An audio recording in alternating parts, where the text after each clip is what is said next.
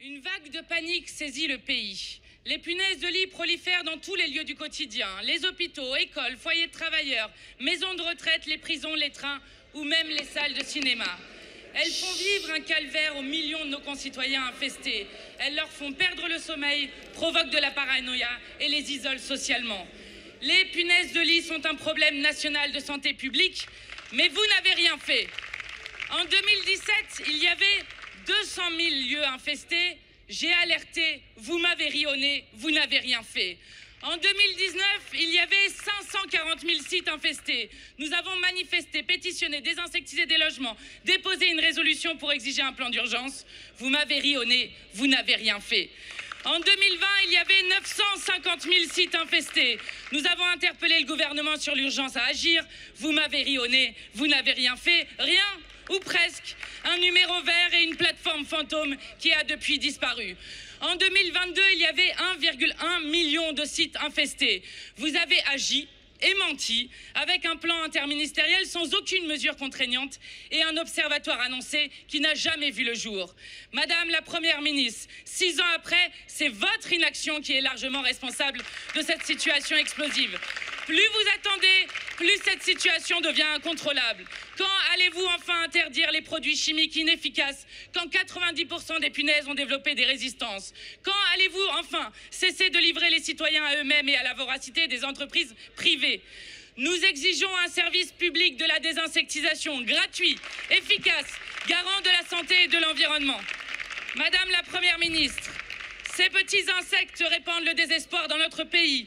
Faut-il attendre que Matignon soit infesté pour qu'enfin vous réagissiez? Je vous remercie. La parole est à Madame Elisabeth Borne, Première ministre. Il y a des sujets qui ne devraient pas prêter à la polémique et aux diffusions. Un peu de décence, Madame la Présidente. Alors oui, les punaises de lit sont une angoisse pour nos concitoyens qui craignent d'y être confrontés. C'est un véritable calvaire pour ceux qui sont touchés.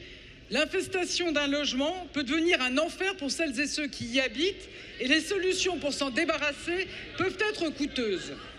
Sur ce sujet, il ne devrait pas y avoir de clivage. Il devrait y avoir une détermination collective pour agir. Alors, Madame la Présidente Panot, pourquoi une fois de plus restez-vous dans l'outrance? Pourquoi ne dites-vous pas qu'il y a 1 an et demi, en mars 2022, le plan interministériel de lutte contre les punaises de lit, porté par les ministères de la Transition écologique, du logement et de la santé, a marqué l'attention du gouvernement face à ce phénomène et apporté des premières réponses. Ce plan, c'est d'abord de la sensibilisation pour mieux repérer les infestations et informer particuliers et professionnels concernés. C'est aussi un accompagnement de la filière de lutte contre les nuisibles pour offrir de meilleurs traitements et disposer de professionnels formés et reconnus. C'est en effet une meilleure observation du phénomène avec un observatoire qui est en cours de création. Mesdames et messieurs les députés, les punaises de lit ont infesté la plupart des grandes villes du monde. Les études nous montrent que leur prolifération est liée au voyage touristique et à la résistance aux insecticides.